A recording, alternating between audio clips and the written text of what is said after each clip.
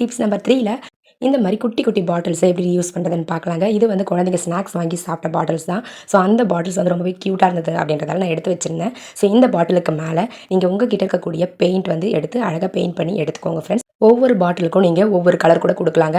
நான் வந்து ஒரே கலரை தான் வந்து 4 பாட்டிலுக்குமே கொடுக்க போகிறேன். அவ்வளோதாங்க ஃப்ரெண்ட்ஸ், நான் பெயிண்ட் பண்ணி முடிச்சிட்டேன். அடுத்தது ஐஸ்கிரீம் ஸ்டிக்ஸ் வந்து எடுத்திருக்கேன்.